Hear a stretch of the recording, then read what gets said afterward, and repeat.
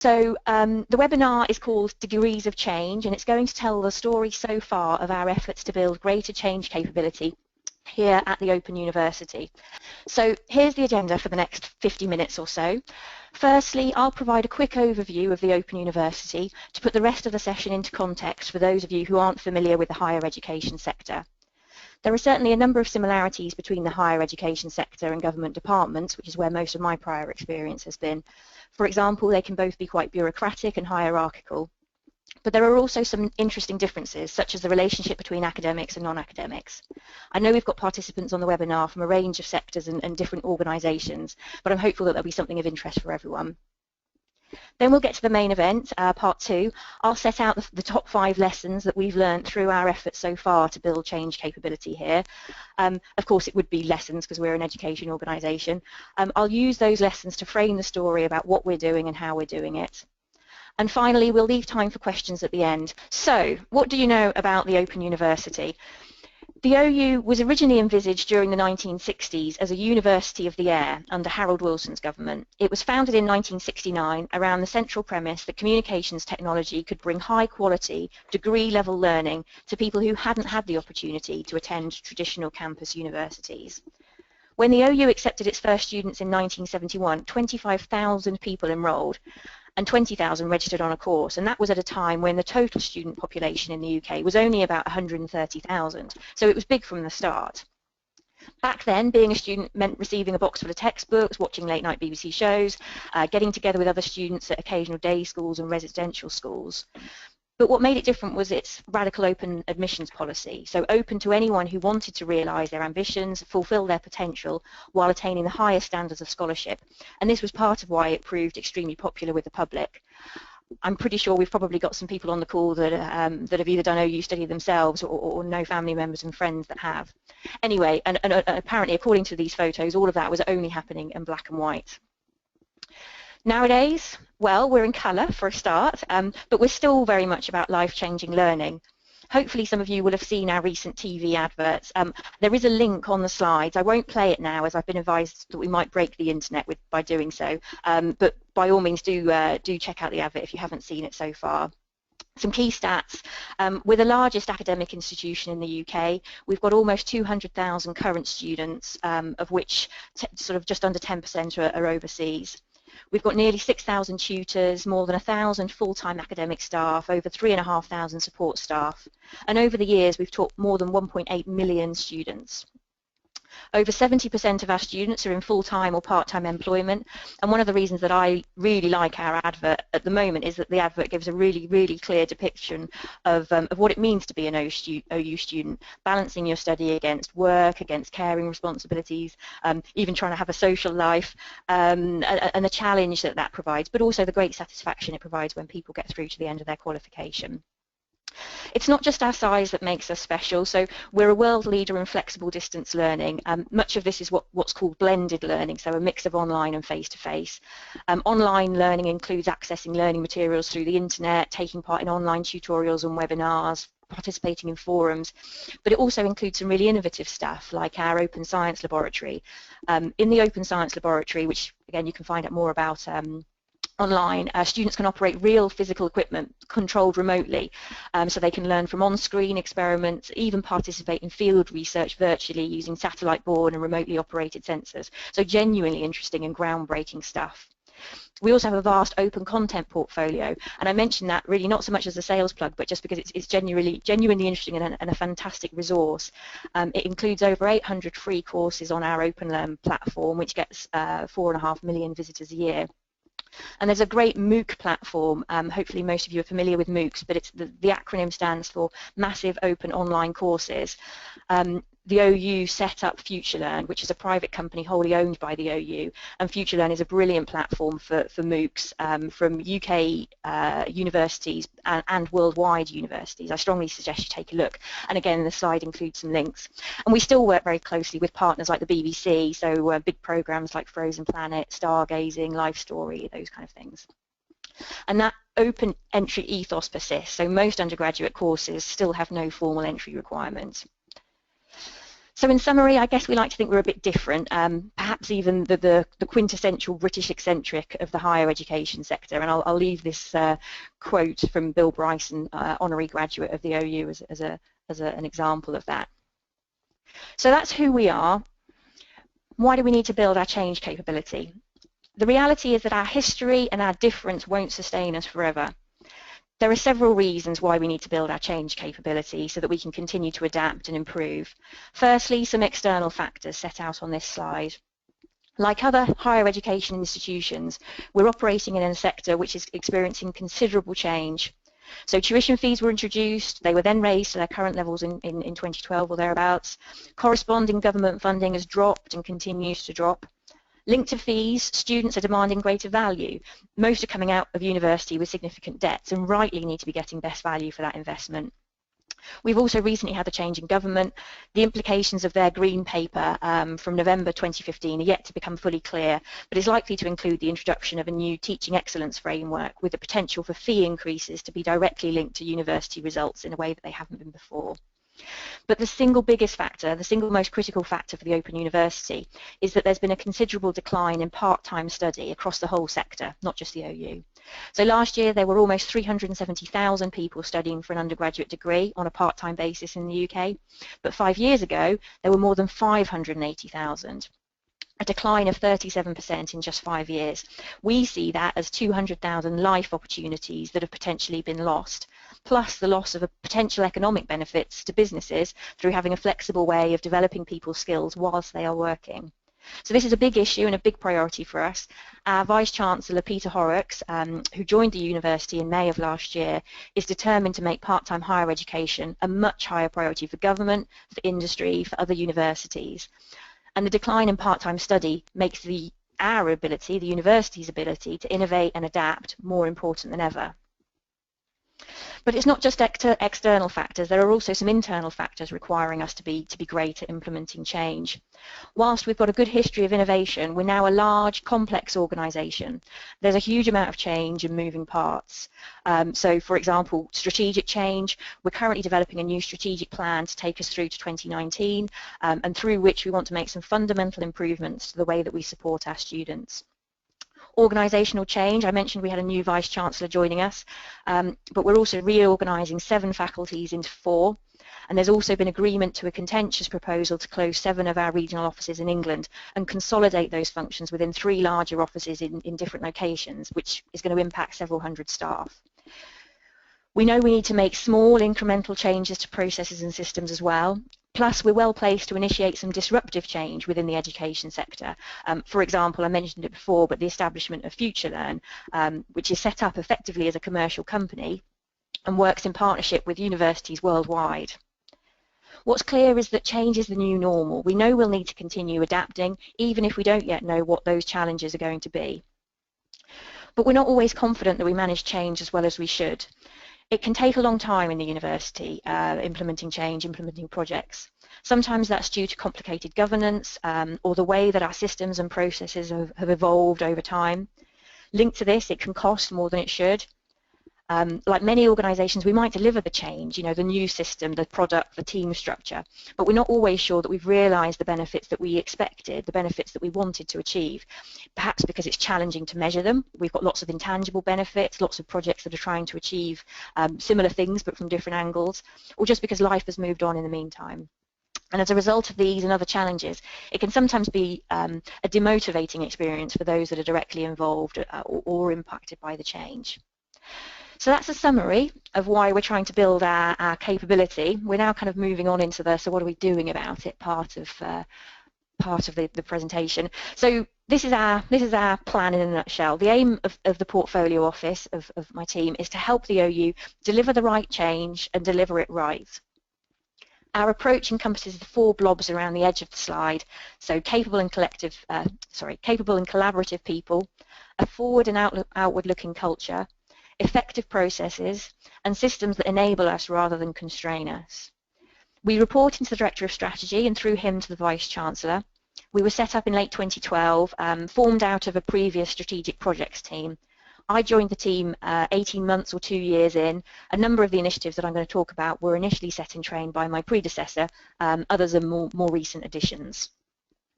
Whilst we run some small projects internally to the team, our primary role is in supporting others elsewhere in the university to deliver change. We try to put the building blocks in place and then help other people to use them and make them better. So, part 2, the lessons.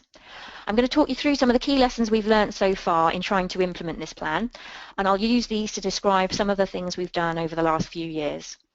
These lessons have been learnt in a higher education environment, but I hope they'll have resonance in your organisations too. A quick point about the lessons before we start with the first one. Just because we've learnt these lessons doesn't mean we're always implementing them 100% in the way that we should. It's very much a journey, a bit of a cliche, but we really have still got lots to do to get the basics working as well as we'd like, as well as the more innovative and exciting things we plan to do in the future. So whilst they're lessons, they're also things that are driving what we do and how we do it every single day.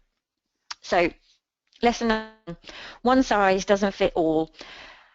Or perhaps you could say tailoring and proportionality are key. A university is not a tightly controlled organisation where commands are mandated at the centre and everyone follows them obediently. You have to recognise the needs of different units and faculties and respond to them in a way that supports and enables them rather than constrains them. As an example of this, the OU has had a project management methodology for a few years, but traditionally its usage has been very much down to an individual project manager or an individual sponsor's personal preferences. This led to variations in quality, some confusing differences in terminology, and challenges when team members moved between projects or teams. So a key and an ongoing focus for us has been to help project teams use the OU's project methodology in a way that is tailored and proportionate to their needs. Our methodology is based on Prince 2, which of course inherently has a strong emphasis on tailoring to the environment, and it distinguishes between regular and light projects, so shorter, less resource-intensive projects, or those that pose less risk to the institution. Within the light methodology, there are further options to tailor the approach, and we always urge project managers and sponsors to pick up the phone and talk it through if they have any doubts about what to do or how to do it in their particular situation. We know from experience that blind filling in of project management templates can be hugely counterproductive if they then just sit on a shelf or a virtual document library gathering dust. And perhaps, even worse, the sponsor feeling reassured that things must be okay as they've done the templates appropriately. We've taken the same flexible approach to the design and implementation of our project management system. It's a technology solution using Microsoft Project Server 2013 on a SharePoint 2013 platform. And this means that teams can manage their project information in one place. For example, their schedule, their risk and issue logs, their current status, and they and their sponsors can pull reporting from the system at the touch of a button. We implemented the system to encourage more consistent and better quality ways of working across teams. It beds in the methodology inherently, but also to facilitate greater transparency. But again, like the methodology, some individuals and teams choose to use the more advanced functionality, others prefer to stick with the basics, and that's fine too. As we all collectively gain more confidence, then we'll develop the system further and switch on more functionality for those who want it. So using the methodology and system is now mandated for our strategic projects, and many others are using it because they choose to, particularly as this becomes second nature. So to recap, lesson 1, one size doesn't always fit all. Number 2 is use the resources available to you. There's a huge amount of information and resources out there about project and change management. It'd be mad not to make the most of it.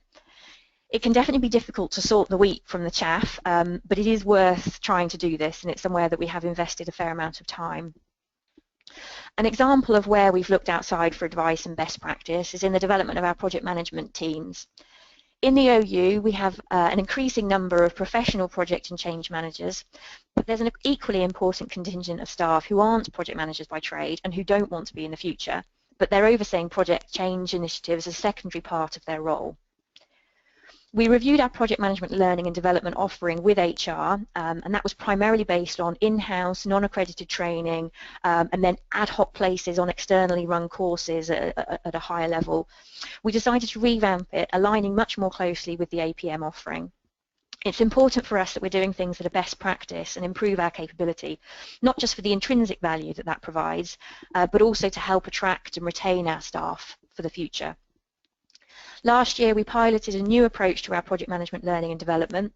The pilot went really well, so we're now embedding it permanently. The approach includes the following. Firstly, a project management competency framework which draws heavily on the APM framework. This is supported by a suite of reflection tools which are completed by an individual and their manager to highlight gaps in skills, areas for development, areas of strength. And finally, using those completed reflection tools, we then advise and point people towards the most appropriate development opportunities. And they now include APM accredited qualifications, online materials including our own business schools project management short course, a mentoring program where we match up mentees with mentors from elsewhere in the organisation to help them develop specific skills or build their confidence or simply act as a sounding board. That's having great value both in terms of helping the mentees develop, but also creating more informal networks between different parts of the organisation, which both the mentees and the mentors are valuing. And finally, the last part of our learning and development kind of provision is experiential learning, so helping line managers to give development opportunities to their team members on live projects to help build their skills and experience. So lesson 2, look outwards for resources and borrow from the best. Lesson number 3, it's all about the people, and there's an exponential benefit we feel from getting those people together as a community. They have all the expertise and the ideas. It's our job to get them together and help them share those ideas, that energy, that knowledge with each other. The key way that we've tried to do this is through our change community, which is open to all staff involved in change or simply interested in change at the OU. Now in its 3rd year, the key purpose of the community is to share information, knowledge and ideas, build networks and, as a result, help the organisation to implement and embed change more successfully. A lot of the challenges and constraints that relate to delivering change in the OU are shared across teams, and there are considerable dependencies between different initiatives too. But like many large organisations with quite complex hierarchies, it can be very easy to work in silos. So this is a proactive way of trying to build networks that span those silos and hopefully take down some of the walls between those different groups. We now have over 500 members. We get them together through online discussion, face-to-face events, including an annual change conference, regular workshops and seminars.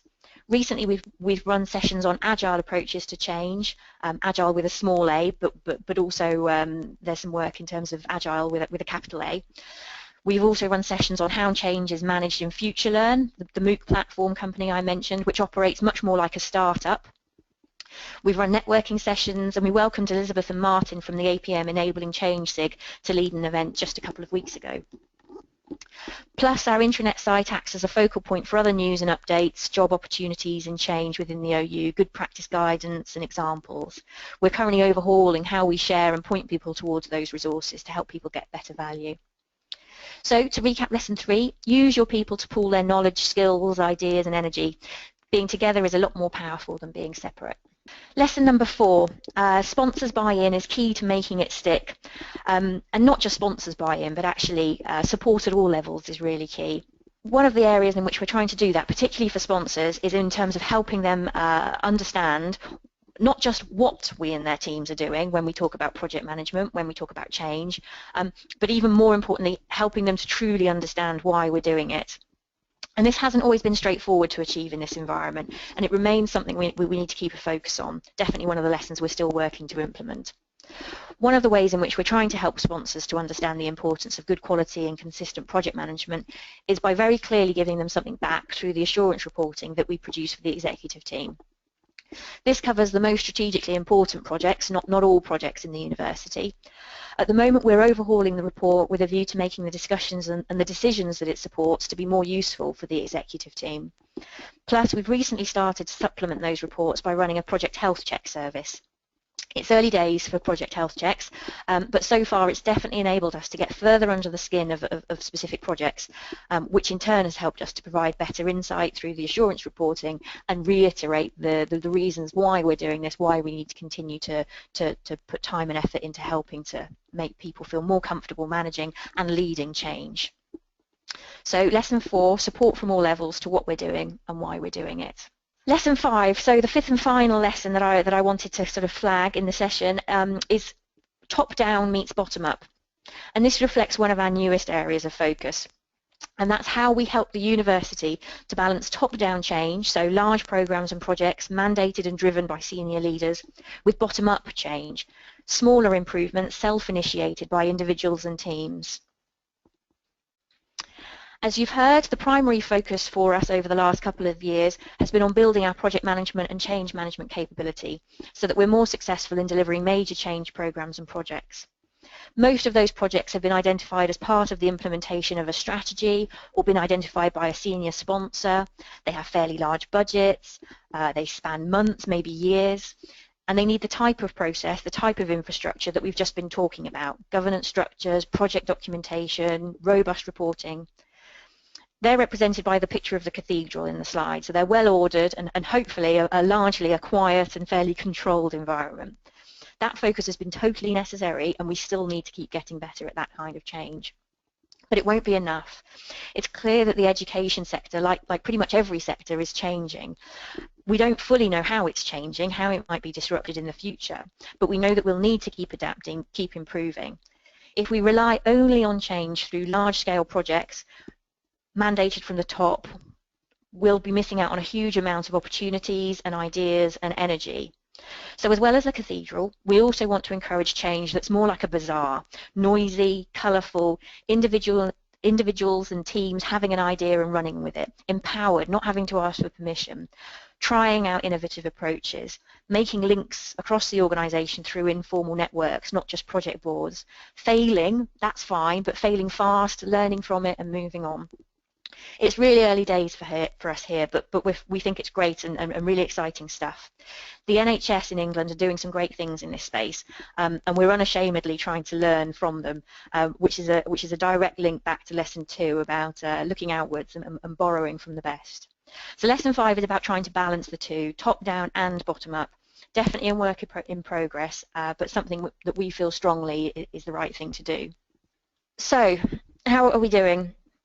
We've got a wide take-up of our services, in particular from the university's administrative units, but increasingly academic faculties too. I mentioned that we have 500 plus members of the change community. 100 people have benefited from the learning and development provision over the last couple of years, and we've got over 150 projects being managed through the project management system that we've been implementing. As I've said, this take-up is primarily on a pull basis rather than push, hearts and minds rather than it being mandated from the centre. APM reviewed our capability building programme last year and awarded us with corporate accreditation for it. We were the first higher education institution to achieve this, and it's something that we're really proud of. But more importantly, is it having the right effect? Well, we know we've still got some way to go, but we are definitely making progress. We're measuring our progress through a maturity assessment based on the same basic framework as the poll that we did at the beginning of the session. Our 2014 assessment identified that we were mainly scoring 2s, so some good repeatable practice but not yet consistent, and quite a lot of variation between different types of units. Our next target is to get to level 3 across the university, so that's sort of defined, everything being sort of more consistent, not saying that units and individuals have to do assurance from that. We're also monitoring other measures such as through the staff survey. Given the scale and nature of some of the organisational change that's happening in the university at the moment, many staff groups are feeling quite weary of change. Most of our efforts to date have focused our support on those that are managing the change, managing the project, but we're increasingly starting to think about how we collectively, not just us but others including human resources, can better support those that are impacted by organisational change.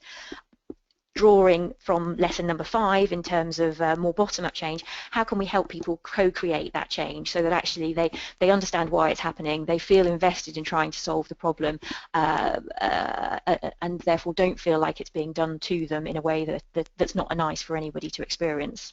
Over time, we also want to use some of our assurance, I guess, and we're testing that progress, not just through sort of the maturity framework and staff survey measures, but in our qualitative discussions with project managers and sponsors to make sure that we really are understanding what the university wants and needs. Let's take the question from Mahib, which is about how far the OU has been affected by the 37% market decline in part-time study. believe that Jan has responded to you through the chat box. So we haven't decreased in terms of our numbers of students as much as the rest of the market, but we have seen a significant reduction that we need to manage. One of our key things that we're focusing in on at the moment is about how we help not just attract new students, but also help retain them throughout their modules, throughout their qualifications. Doing a degree part-time probably takes most people in the order of 6 or 7 years, balancing against, you know, full-time employment or part-time employment. So it's a seriously significant commitment for somebody to take on. Ian asked, is your project management guide available to the public? And the same for the reflection tools. So I don't think it is at the moment. We'd definitely be very happy though to share information about what we do and how we do it. We've got a question from Marvin, which is what specifically are you doing to ensure change management is integrated in the project plan so that it's part and parcel of the overall project. So one of the things that I think we need to focus much more on in the future is how we bring together project management and change management. I think it's probably been clear from the slides that we've spent a lot of time focusing in on project management. That has been absolutely right. That's definitely been the necessary thing to do. But as our capability and our confidence in that increases, the way that we integrate project management and change management together, I think, is really key. We have in terms of our project management templates, we do have some things which push us towards more change management type activities. So, you know, the consideration of stakeholders, the consideration of communications, how best to engage people. But I think that's something that we could do much more of. So Phil has asked, what are the main areas of tailoring that you see across your projects and your change programs? So I think this goes back to the methodology and the sort of the use of the project management system point that I made under lesson 1. If I've understood the question correctly. So we have a real wide range of projects and programs in the organisation. We have, you know, a couple of £1 million worth of business change, IT enabled, requiring new systems or changes to multiple systems, spanning from that all the way down to a little bit of extra money to do something a bit differently, maybe £10,000, £15,000, or it's somebody's day job but they need a little bit of extra money to do something differently. By helping people to work out which bit of the methodology they should use, that's the first part of the tailoring process. So we have some criteria that points people to which bits of the methodology they should use, either the full version or the light version. And then, as I say, it very much becomes a personal conversation about, right, what else do we need to tailor? So the tailoring could be, it could be the size of the business case, for example. It could be the level of detail that's required. It could be the complexity of the project schedule. We try and keep some things standard and consistent because it doesn't make sense for everything to be different and crazy just because it can be. So we have you know, basic risk and issue registers we encourage people to use, and those are the ones that are built into the system. The opportunities for tailoring are much more around the edges in terms of how best to go about the right kind of activity.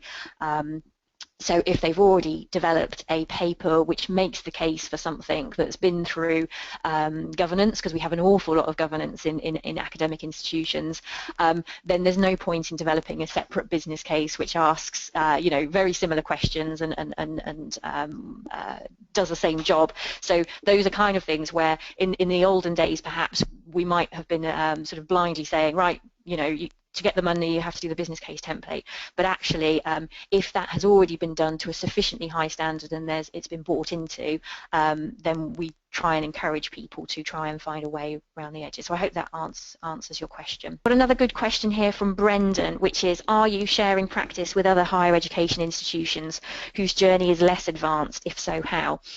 So the answer is yes, we're definitely sharing practice with other higher education organisations, and not just those whose journey is less advanced. There's a number of universities that are on a similar journey to us, and we do talk to each other.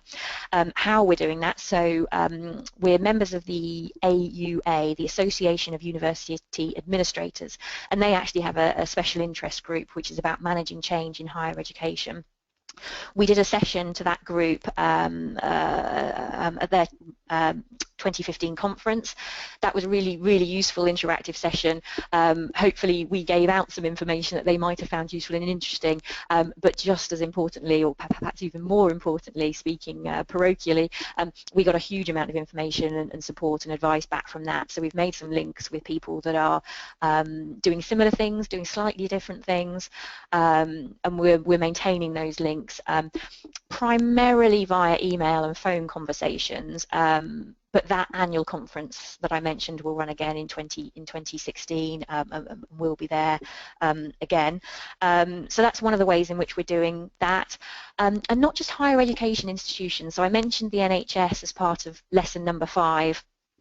They really are doing some really good stuff in that space, and the thing I've perhaps been really quite impressed by is that they've been very open with their resources and their time. So they make almost all of their resources, as far as I can see, available publicly, and run webinars and stuff. I definitely would point people towards that. So if you Google, what's the best thing to Google? Perhaps NHS and then improving quality. That's the team that coordinates all of this stuff. And we've had some good conversations with them. They've also pointed us in the direction of other universities that are also doing really interesting stuff in this space. So that's kind of become full circle. On your drive to improve change maturity, is it being managed as a specific improvement project in its own right with a sponsor, milestones and dedicated resources? Certainly in the first couple of years of the team's existence, so this is a little bit before my time, so I'm on slightly shaky ground.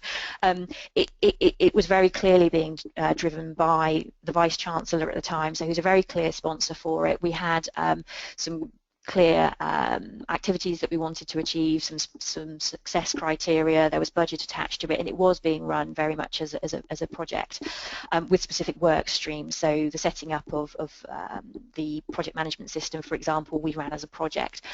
We're now, I think, perhaps more in a sort of a steady state type of environment whereby we do run specific projects, so for example the project management system or the piloting of the learning and development approach as a project, but actually the overall thing, we refer to it more of it perhaps as a sort of a loose program of work as our services are implemented and become embedded. Our role in supporting them becomes more of a kind of a maintenance, a continuous improvement type activity. So we try and balance that sort of activity with the new stuff, the big development activities. We still have great sponsorship. We still have obviously dedicated resources because the team is funded, but it's perhaps a slightly more, perhaps a more sustainable way of doing it now. It did need that focus and that impetus to get it up and running. I think this is just an evolution of that. A question, I think, from Carleen, apologies if I've got your name wrong. How do you get people who aren't project managers to understand and manage risks and issues and benefits? So really good question. So as I mentioned, a number of people that are managing projects in the university are not project managers. They don't identify as project managers. They don't want to be project managers. One of the things that we're kind of toying with at the moment is how can we help strip out some of the jargon in our methodology, in our guidance, in our dialogue, because actually we as project management professionals, as change management professionals, might understand what we mean by a particular term, but actually the people that we're talking to might be absolutely turned off by, can we have a chat about your benefit realisation plan? So what we're trying to do is be really clear about, what these terms mean in practice, and that is actually helping people to understand why it is that we're talking about them. So, it might seem really, Janet and John, and I do worry about it seeming a bit sort of a bit too simple at times, but actually risks, what are you worried about? Issues, what's affecting you from getting on with stuff? Benefits, what are you trying to achieve? One of the things that we do struggle with sometimes is having a really clear articulation of what we're trying to do and why we're trying to do it. and if I ask for, you know, a summary of the benefits of this project, maybe in other organisations, in other sectors, you'd get a nice long list of bullet points, and they'd be very clearly worded. You know, we want to increase student satisfaction, whatever it might be. But it can be quite difficult to get to that point. We have to help people understand what it is that we're trying to drive at. So I think clear language is definitely a part of that, but it's also about keeping the templates and the infrastructure around project management as simple as we can. So stripping out things which aren't really helpful to people. If they don't understand why they're doing something, then they're not going to do it properly, if at all. So again, trying to make things really clear, really straightforward for people. How much overlap is there between the team's work and what the OU teaches that touches on project management? There's not enough overlap, frankly. So we do teach project management as part of an undergraduate course. We also have postgraduate courses, you know, sort of the MBA that have modules that relate to project management. We have worked with some of our academics to make sure that we're using those resources, and as I mentioned, we are using the business school's short course as part of our learning and development provision. But actually, one of the things that we think we'd like to do in the future is actually make that link much more strong, and actually potentially get more involved in research around this space. That's not our natural bag, but there's lots of people in the university for whom that would be, you know, their skill set and their interest. So definitely an area that I think we can do more on. What support do you provide to those people who are line managing those involved in change and may not be directly involved themselves? Really good question, and something that we need to think more of. I think the key area that we've done so far in this space is probably being driven through the reflection tools, because that provides a really clear framework for the individuals and their line managers about what we mean by good competence in project management and specifically different aspects of project management. So the competency framework breaks down into things like stakeholder management, putting together a business case, defining and planning work and keeping it on track. And for each of those different skills, we have a number of different levels, and for each of those levels, we've got a framework that sets out, you know, good behaviour, great behaviour, you know, behaviour that isn't up to standard, and that's enabling line managers and individuals to have a much more specific conversation about what their project management skills and capabilities are, rather than it necessarily being sort of intangible. And I think that's of particular use to those line managers who, you know, as in your question, they're not directly involved themselves. They might not have done this work in a previous role or in a previous organisation. So that's really key. I suppose the other thing that we're doing in this space is also through the change community, because the change community is open to absolutely any staff member that wants to come. It means that we hopefully and increasingly attract people whose day job is not of this kind, but for whatever reason they're interested, and that might be because they've got team members that are involved, or it's, you know, it's a personal interest, or they feel impacted by the change and they want to go somewhere and find out more, or, you know, put their point of view across. So I think the change community is another way in which we're trying to support people who are line managing or overseeing people that are managing change. So we've got some time for some more questions, so we will go to another one. One from Marvin here. Do you host training for teaching sponsors how to be a good sponsor? We don't.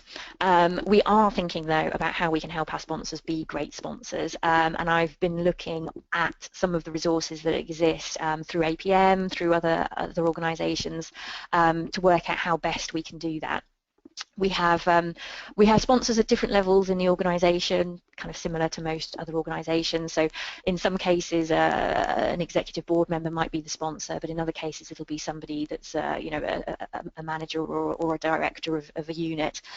We have some roles and responsibilities that we set out for sponsors, but they're a bit jargony. Going back to what I was saying about trying to strip out the jargon. So one of the things that we're working on right at this moment is trying to help provide some more illustrative examples about what good looks like in that space, and perhaps what good doesn't look like.